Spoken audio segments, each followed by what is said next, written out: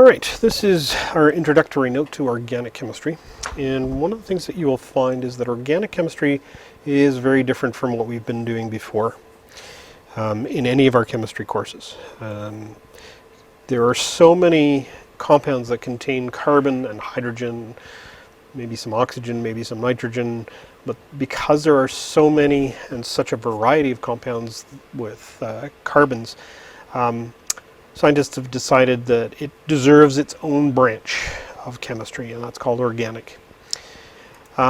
We are going to look at those organic compounds that consist primarily of carbon bonded to carbon, and maybe there will be some hydrogen, and then occasionally a few other compounds like oxygen, nitrogen, that sort of thing. For the most part, we're going to concentrate on hydrocarbons. Now, hydrocarbons are organic compounds that contain only carbon and hydrogen atoms. We will incorporate some of the other stuff a little bit later on, but we'll start with just hydrocarbons. For the types of hydrocarbons, we're going to first look at alkanes. They're the simplest ones. And then we're going to look at alkenes, then alkynes. Then we're going to look at cyclic hydrocarbons or aromatic hydrocarbons. And then finally, the hydrocarbon derivatives. All right, so that's the plan. Let's get started. IUPAC, the International Union of Pure and Applied Chemistry, is the body which governs essentially how to do the naming and that kind of stuff. And so the nomenclature of hydrocarbons has a very set way of doing things, and there's a bit of a learning curve, and you will have to practice, and you will have to do a little bit of memorizing. All right, there's three parts to any name of a hydrocarbon. We're not going to essentially focus so much on what the roots are, what the prefix is, what the suffix is, and that sort of thing. But if you can make sense of how it all fits together, it might be easier for you to kind of figure everything out. It has a root, a prefix, a suffix, and it follows this sort of format. The root denotes the number of carbon atoms that are in the longest continuous chain of carbons. The prefix gives the position and names of any branches from the main chain. And the suffix indicates the type of hydrocarbon. So, for example, alkanes. The ANE is the suffix that's used to denote the alkanes. The ENE is used to denote alkenes, and so on and so forth. And we'll get to some of the others later on when we get to the derivatives. All right, so how does this work? Well, the root name, we need to learn how the numbers correspond to what the actual root name is. So let's say the simplest alkane is methane. 1 carbon, 4 hydrogens around it. The root is meth, so 1 is denoted by meth. 2 hydrocarbons would be eth. 3 prop. 4 bute. 5 pent. 6 hex. 7 hept. 8 oct. 9 non. And 10 dec. All right. Now, if it's a branch, then the number of carbon atoms in the branch is denoted the same way, except that we're given a YL to it. All right. So if it's a 1 carbon, so a CH3 branch off of a main carbon chain, then it would be methyl. 2 carbons, so C2H5, then it would be ethyl. Propyl, butyl, pentyl, hexyl, and so on. We generally stop here because when the branches get too long, they sometimes become the main chain, right? So if that's the case, then this obviously doesn't apply. So most often our branches are generally limited to methyl, ethyl, propyl, once in a while butyl or pentyl, but very seldom. Okay? All right, so let's take a look at some of the alkanes. We'll do the first 4 in this group. So methane, the structure of methane is the central carbon, 4 hydrogens bonded to it around there. Ethane, there's 2 carbons bonded to each other, and then 3 hydrogens bonded to each of the carbons in turn. We've got the propane, which is 3 carbons bonded to each other, and 3 hydrogens to each end carbon, and 2 hydrogens bonded to the central carbon.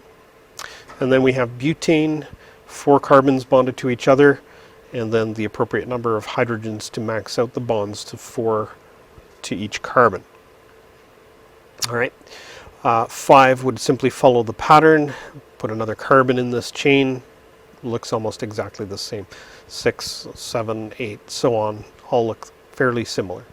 Okay, so that's the alkanes. Now, how do we draw these organic compounds? There's a number of ways we can give information about the hydrocarbons. That we can use the molecular formula, we can use the expanded molecular formula, we can use the structural formula, the condensed structural formula, the line structural formula. All right, so these are the 5 ways that we can use. So let's go through each one in turn. First of all, molecular formulas, C4H10, C5H12, those kinds of things. The problem with the molecular formula in organic chemistry, though, is that it doesn't give us any information about how it's put together. So the structure is totally missing here. The other problem that we run into is quite often we can get into what we call isomers. And isomers are simply the same molecular formula, different structure. Right? So when we get into an issue where we have multiple structures or multiple possible structures of the same molecular formula, the molecular formula doesn't give us enough information. So we very seldom use molecular formulas in hydrocarbon chemistry. Instead, we tend towards other things, other structural formulas. The expanded molecular formula gives us a little bit more information. It looks something like this. So this would be 2-methylbutane. And it tells us that we have a CH3 group bonded to a carbon, which has a hydrogen on it, and a CH3 branch. And then we have another carbon with 2 hydrogens on it, and then we have another carbon with 3 hydrogens on it. And again, the way it's written out, if you're used to it, yes, you can pick out exactly what the structure looks like. Again, it's, for most people, they're a little bit more pictorial in the way they imagine things, and this doesn't give a really nice image of what that structure looks like. The same thing with CH3COOH. You've seen this one all through grade 9, 10, and 11. The reason it's drawn this way, or written out this way quite often, is because it tells me that this carbon is bonded to this carbon, these 3 hydrogens are bonded to this carbon, this oxygen are bonded to this carbon, this hydrogen is bonded to the oxygen. All right, so there's a little bit more information given when we write it this way. And if you were in one of my classes in previous years, you would have known that I always write acetic acid in this particular fashion because it tells me how the compound is put together. All right. Now it's a better indication, but still, like I said, it doesn't give a really good picture of what it really looks like. So we have what we call the structural formula. The structural formula shows us all of the bonds and in how they're put together. Now, it's not a 3-dimensional picture. It's kind of flattened out on a piece of paper, but it tells me what is bonded to what. And there's no question. All right. So the formula that we had before, the 2-methylbutane, this one is, so there's 4 carbons bonded to each other. The second carbon here has this carbon with 3 hydrogens on it, and then all the other ones are kind of maxed out on hydrogens. You'll notice that each carbon has 4 bonds because it has to be maxed out in the number of bonds it can have. The condensed structural formula, because if we go back to the structural formula, we notice that it takes up a lot of room. When you get into more complicated structures, a lot of room. And so the condensed structural formula gives us a little bit, it gives us the same information, but takes up a little bit less space. So carbon bonded to carbon, bonded to carbon, bonded to carbon, bonded to carbon. And then we simply, however many hydrogens are on that carbon, we write down as H with the subscript of how many hydrogens there are. So CH3, CH3, CH, CH2, that sort of thing. Okay. The simplest way to draw these structural formulas is to use the line structural formula. And the line structural formula, once you get used to it, actually is really easy to do, and most people favor it. What you'll notice here is there are no carbons, no hydrogens. We simply have these little line segments. The implication is that each end of the line segment is where there's a carbon located. So there's a carbon here, here, here, here, and here. And each carbon is maxed out with the maximum number of hydrogens it can have. Okay, so even though it's not written in, it still gives us a fair bit of information once we get used to seeing these line segments for what they are. Okay, so this is actually the same compound that we had earlier, the 2-methylbutane. Okay, so now I've named this compound, but how do you know that that's the name of this compound? Well, let's go through how we name these compounds. First of all, whenever you're looking at a hydrocarbon and you have to come up with the name, you first of all identify the longest continuous chain of carbon atoms.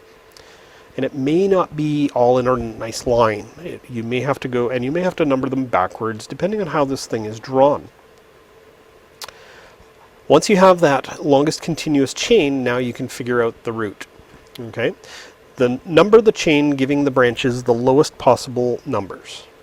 Identify any branches and their location number on the parent chain. So is it on the C1 carbon, the C2 carbon, the C3 carbon, etc.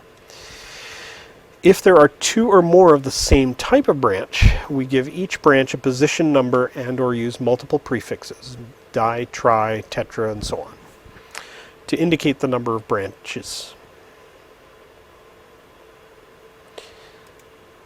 Fifthly, we put commas between numbers and hyphens between numbers and letters. And then sixthly, if there is more than one type of branch, name the branches in alphabetical order. This is key, alphabetical order. Determine the alphabetical order by using the first letter of the root. That should be not by, should be by. I'll change it in the actual note before I post it.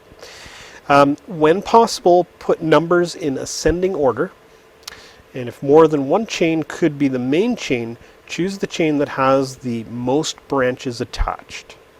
Okay. All right. So this we're going to name the hydrocarbon that I was just talking about, the 2-methylbutane. And in order to do that, I've just kind of, because of room, I've flipped this down to the bottom here. In the previous structure that you saw in the note, this group here was up at the top here. All right, so what we want to do is, following the rules, we want to first of all find the longest continuous chain. So I can start numbering here carbon 1, 2, 3, 4, or I can start numbering here 1, 2, 3, 4, or I can go backwards 1, 2, 3, 4, 1, 2, 3, 4. All right, so what I want to do is I want to number them in order so that the branches will have the lowest possible numbers. All right, so probably starting at this end is not good because that'll put the branch on the third carbon. Or if I name this way or this way, the branch will be on the second carbon, and that's preferred. So let's number them. We'll go straight across in this case. 1, 2, 3, 4. All right, and so on the second carbon here, I have this one carbon branch, as it were. Okay, so the way we would name this, we start with our root. Okay, so 4 carbon chains, that's bute. Okay, and it becomes butane, right? So because it's 4 carbons all in a row, only hydrogens on there. All the carbon-carbon bonds are single bonds, so that's why it's an alkane. So it's butane. We have this one carbon chain off of the second carbon, and so this part here, and I'll just underline or circle this in, let's do it in green. So this is our carbon that's a branch, and so then that is a methyl group, and it is on the number 2 carbon. So it becomes 2-methyl butane, and that's the name of the compound. Now, the way I've written it here, I kind of put a space in here, but this is actually one word, okay? So you'll notice that there's a dash between numbers and letters, and if I have multiple branches, then I would have commas between them. So let me quickly do another one. And I'll use a line structure so that you get used to that. So, and I'll put a branch there and another branch there. And okay, so let's leave it at that. Keep it fairly straightforward. So again, let's do the numbering. If I start numbering at this end, my branches will be 3 and 4 carbon. If I start numbering this way, they'll be at 4 and 5 carbon, and that's no good. Okay, so let's start numbering this way or this way. Let's go this way, actually, just to do something different. So carbon 1, carbon 2, carbon 3, 4, 5, 6, and 7, right? So this is going to be a heptane. And then I have branches. There's a branch on the 3rd carbon, a 2-carbon branch, and a 1-carbon branch on the 4th carbon. So let's start with the heptane. And then on the, so because I have multiple branches, I have to do them in alphabetical order. So this 2-carbon branch would be an ethyl group, and this would be a methyl group. So eth before meth, so this would be a 3-ethyl, and then 4-methyl heptane. All right, and that's the name of the compound. All right, so there are some in the textbook. Try some of those homework questions on the next slide. All right, so try these for homework, and then when you come to class with questions, and I'm sure you will have questions, we will do some more examples, and we will go through in detail on this stuff. Okay?